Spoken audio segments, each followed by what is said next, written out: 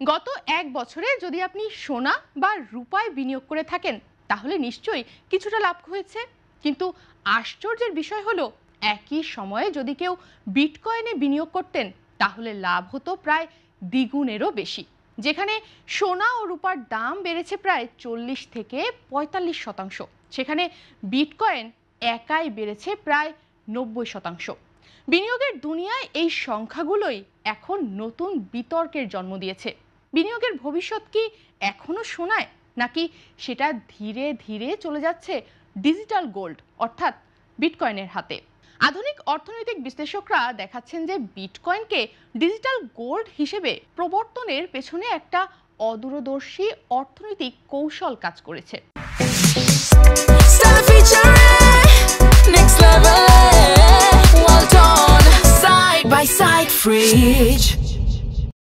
মার্কিন যুক্তরাষ্ট্র যখন ডলারের প্রভাব বজায় রাখার চেষ্টা করছিল এবং বিশ্বব্যাপী সোনার ব্যবহার কমাতে চাচ্ছিল, ঠিক তখনই বিটকয়েনের মতো সীমিত সরবরাহ সম্পন্ন সরকার ও কেন্দ্রীয় ব্যাংকের নিয়ন্ত্রণের বাইরে থাকা ডিজিটাল মুদ্রা বাজারে আসে। এটা শুধু নতুন প্রযুক্তি নয়, বরং সোনার সাথে প্রতিদ্বন্দ্বিতার জন্য একটি নীরব অস্ত্র হিসেবে তৈরি হয়েছিল।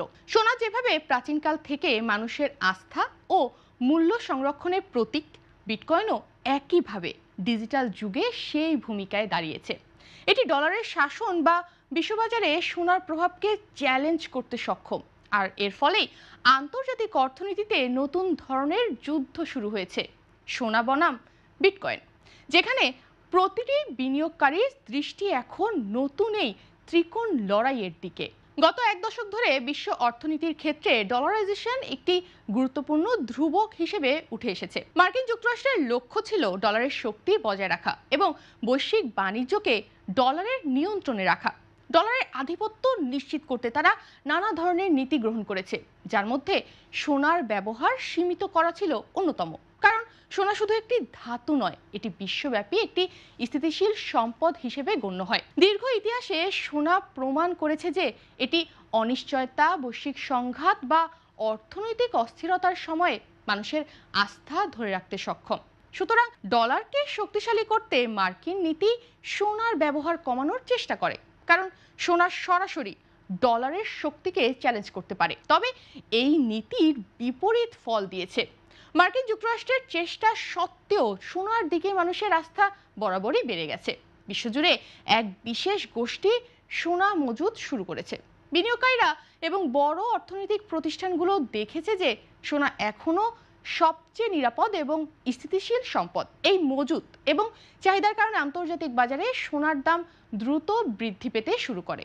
এটা মার্কিন অর্থনীতিবিদদের জন্য এক বড় মাথা ব্যথা হয়ে দাঁড়ায়, কারণ তাদের নীতি সত্ত্বেও সোনার ডলারের প্রতিদ্বন্দ্বী শক্তি হিসেবে শক্ত অবস্থানে রয়েছে।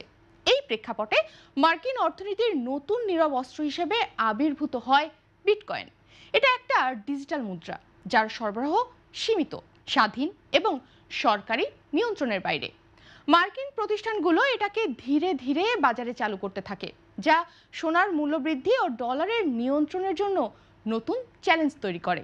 প্রথম দিকে এটা কেবল প্রযুক্তিগত এবং সাইবার নতুনত্বের একটা অংশ হিসেবে দেখা হলেও দ্রুতই বিটকয়েনকে ডিজিটাল গোল্ড হিসেবে স্বীকৃতি দেওয়া হয়।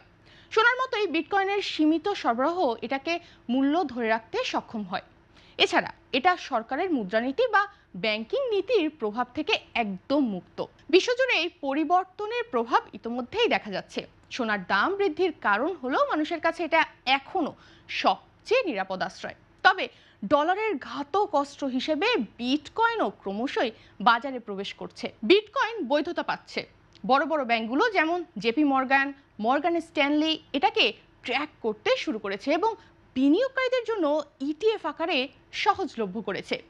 ডয়েচ ব্যাংক রিসার্চ ইনস্টিটিউটও পূর্বাভাস দিয়েছে যে আগামী 10 বছরে কেন্দ্রীয় ব্যাংকগুলো তাদের রিজার্ভে বিটকয়েন অন্তর্ভুক্ত করতে পারে। বিনিয়োগকারীর বাস্তবতায় দেখা যায় গত এক বছরে সোনা ও রূপায় বিনিয়োগ করলে প্রায় 45% লাভ হয়েছে।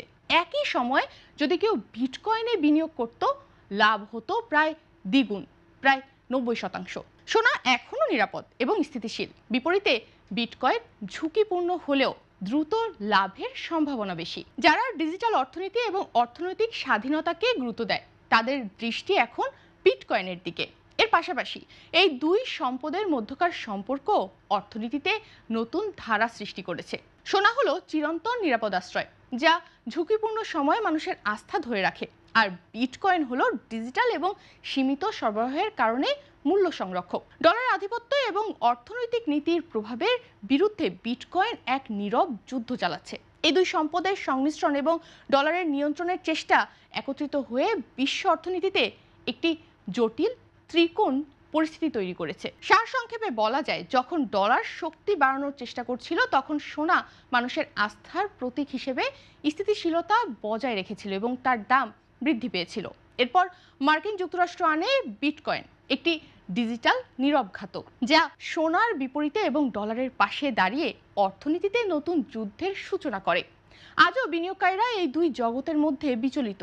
একদিকে চিরন্তন সোনা, অন্যদিকে ঝুঁকিপূর্ণ কিন্তু উচ্চ লাভের সম্ভাবনাযুক্ত বিটকয়েন। বিশ্ব অর্থনীতি এখন ডলার, সোনা এবং বিটকয়েনের ত্রিকোণ যুদ্ধের ময়দানে অবস্থান করছে, যেখানে প্রতিটি সম্পদ তার নিজস্ব শক্তি ও চ্যালেঞ্জের সঙ্গে বাজারে প্রভাব বিস্তার করছে।